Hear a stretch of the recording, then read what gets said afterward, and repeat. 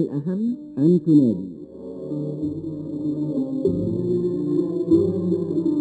في المقهى الثقافي ربيع سيسي لإذكاء الحوار.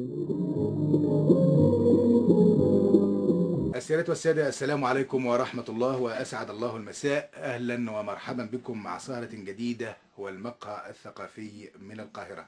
السيدة والسادة، يسعدنا في سهرة الليلة كل السعادة أن يكون معنا ضيوفنا الكرام: الناقد الأدبي الدكتور خالد البوهي، الكاتب المسرحي الأستاذ ماجد عبدو، القاص وخبير التنمية البشرية الأستاذ محمود زيان، وشاعر العامية المصرية عضو اتحاد الكتاب الأستاذ محمد العقاد. أهلا بكم جميعا.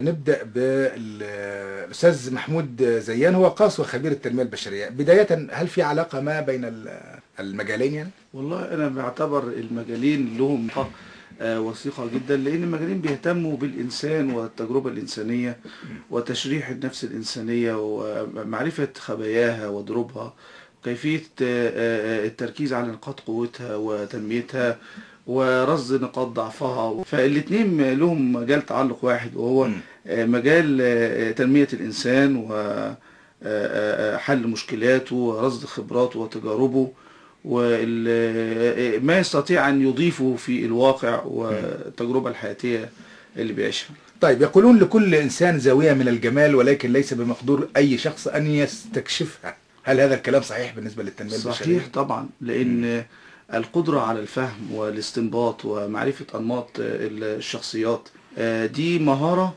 نادرة جدا، ومن ضمن المشاكل اللي احنا بنواجهها في مجتمعنا ضعف القدرة على التقاط المواهب واكتشاف المواهب منذ الصغر، وتنمية الموهبة اللي بتتمتع بيها وتوجيهها الاتجاه التعليمي والاتجاه التنموي اللي يخليها تكون مفيدة لنفسها ومفيدة لمجتمعها وبيئتها المحلية ومفيدة للمجتمع المصري والأمة العربية والإسلامية. طيب، دور الثقافة ونحن في المقهى الثقافي والتنمية الثقافية في تطور النواحي القدرات البشرية والعقلية. وطبعا هو من المعلوم أن الإنسان التنمية المتكاملة والمتوازنة ليه ينبغي أن تشمل 4 عوامل أو 4 جوانب هي أهم جوانب الشخصية، وهي الجانب العقلي المعرفي، والجانب الوجداني الانفعالي، والجانب الاجتماعي والعلاقات الاجتماعية، والجانب المهاري والبدني والقدرات المهرية والبدنية.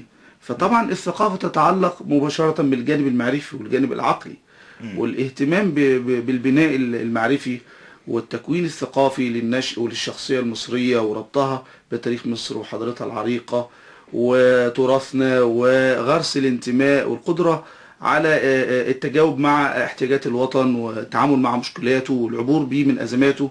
طبعا ده دور كبير جدا للتنمية البشرية والتعاون مع الحركة الثقافية.